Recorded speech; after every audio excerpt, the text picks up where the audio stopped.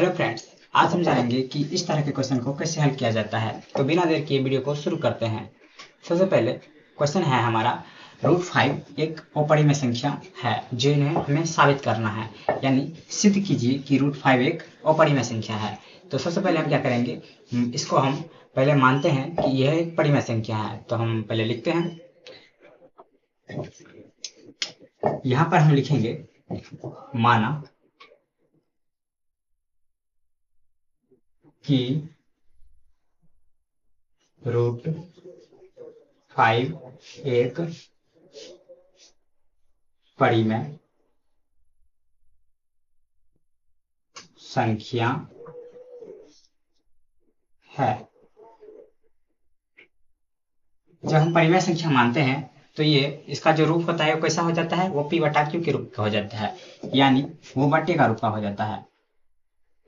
तो हम यहाँ पर लिख सकते हैं √5 इक्वल p/q।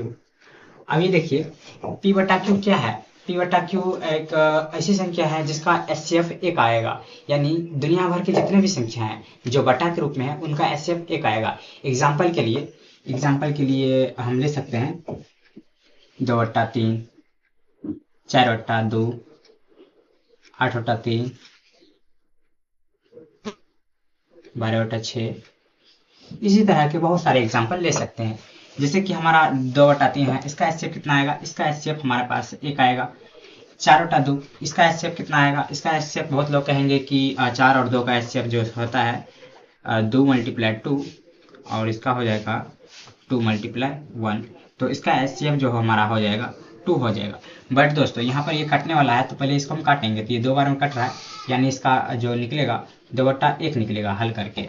अब इसका HCF निकालिए, इसका HCF 1 ही निकलेगा, यानी ये भी बटा एक रूप है तो इसी का रूप है, तो ये जो इसका HCF निकलेगा यह भी 1 ही निकलेगा।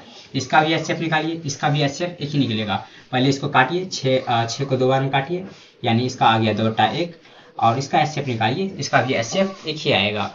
HCF जितना भी बटा है तो उसका HCF 1 ही आने वाला है, और जिसका HCF 1 आता है वो कैसी संख्या कहलाती है, वह कहलाती है समआवास संख्या। हम लिख सकते हैं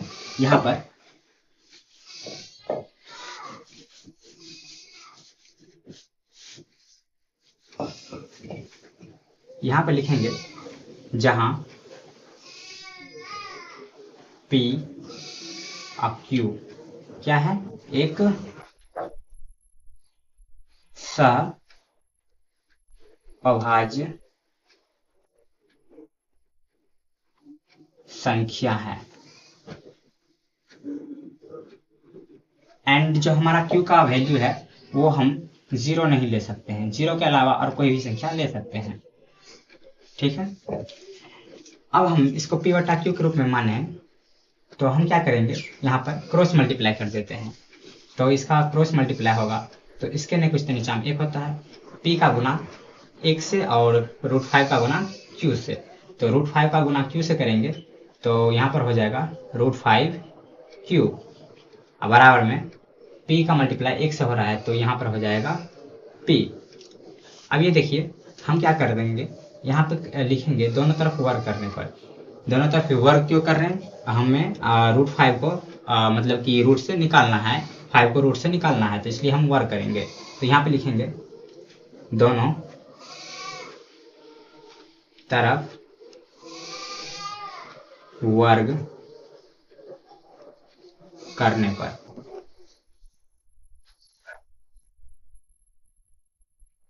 ठीक है, तो अभी हम क्या करेंगे, दोनों तरफ वर्ग कर देंगे। √5 का वर्ग करेंगे, √5q का q वर्ग कर दें, फिर p का भी वर्ग कर देंगे। तो हमारा क्या निकल के आएगा, √5 को हम जब हम वर्ग करेंगे तो ये रूट गायब हो जाएगा और q का स्क्वायर चढ़ जाएगा, यहाँ पर p का स्क्वायर चढ़ जाएगा। अब ये देखिए दोस्तों, यहाँ पर हमारा जो है √5q² बराबर p²।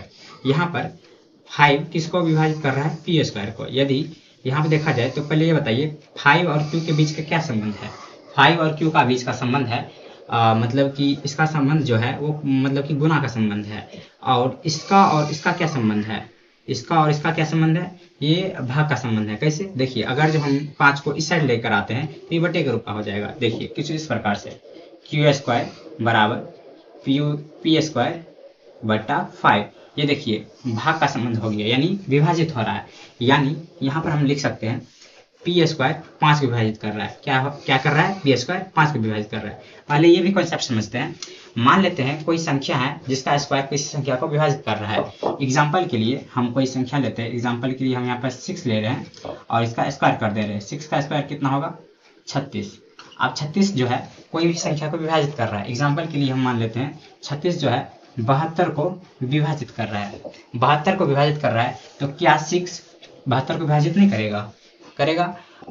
और ये एग्जाम्पल में और ले सकते हैं। एग्जाम्पल के लिए हम 5 का स्क्वायर लेते हैं। 5 का स्क्वायर होता है 25, तो 25 कोई भी संख्या को विभाजित कर रहा है। एग्जाम्पल के लिए हमें 75 को विभाजित कर रहा है, 100 को विभाजित कर रहा है, 200 को विभाजित कर रहा है, 625 को विभाजित कर रहा है। कोई भी संख्या को जब 25 विभाजित कर रहा है तो क्या 5 इसको विभाजित नहीं करेगा, जरूर करेगा। तो हम यहाँ पे लिख सकते हैं, यानी कोई भी संख्या का जो स्क्वायर होता है वो किसी संख्या से भाग कर रहा है तो वो संख्या भी उससे पूरा विभाजित होगा। तो यहाँ पर हम लिख सकते हैं, यहाँ पी स्क्वायर 5 को विभाजित कर रहा है तो पी भी 5 को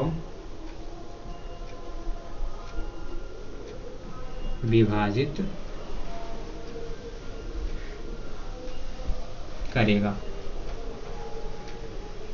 इसको हम मान लेते हैं कथन नंबर 1 और इसको हम समीकरण नंबर 1 मान लेते हैं।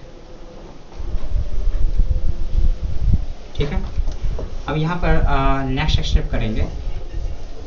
नेक्स्ट स्टेप हमारा क्या रहेगा,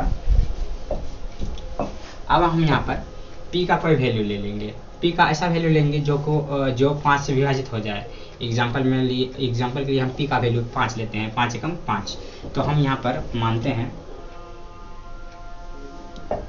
माना p बराबर 5 के, मान लेते हैं 5 के। तो यहाँ पर हम क्या करते हैं, तो हम p बराबर 5 के रखें तो इसका मान हम समीकरण 1 में रखते हैं। तो समीकरण हमारा 1 क्या है, 5q स्क्वायर बराबर p का स्क्वायर, ये हमारा समीकरण नंबर 1 है। तो इसमें हम p का वैल्यू पुट करेंगे। तो 5q स्क्वायर बराबर में p का वैल्यू कितना लिखे हैं, 5 के, इसका स्क्वायर कर देंगे। 5q स्क्वायर बराबर 25 के स्क्वायर। अब ये डायरेक्टली यहाँ से ये कट जाएगा 5 बार में। q स्क्वायर बराबर 5 के स्क्वायर। अब यहाँ पे देखिए q स्क्वायर किसको विभाजित कर रहा है, सॉरी ये जो q स्क्वायर किसको विभाजित कर रहा है, 5 को विभाजित कर रहा है। कैसे, देखिए यदि ये 5 ये इस साइड आता है तो ये इसका बीच का जो संबंध रहेगा वो भाग का संबंध हो जाएगा। कैसे, इसका जब हम लाते हैं तो q स्क्वायर बट्टा 5 बराबर k स्क्वायर। ये बट्टा में कैसे आया, क्योंकि k और 5 के बीच में क्या संबंध है, गुना का संबंध है, और गुना का जो उल्टा होता है वो भाग होता है। तो बराबर की इस साइड आने पर ये बट्टे के रूप का हो गया। तो यानी q स्क्वायर किसको विभाजित कर रहा है, 5 को विभाजित कर रहा है। और कोई भी संख्या का स्क्वायर जब विभाजित करता है तो वो संख्या भी उससे विभाजित होगा। तो यानी जब q स्क्वायर 5 को विभाजित कर रहा है तो q भी 5 को विभाजित करेगा। तो हम ये लिख सकते हैं, यहाँ q स्क्वायर 5 को विभाजित कर रहा है तो q भी 5 को विभाजित करेगा।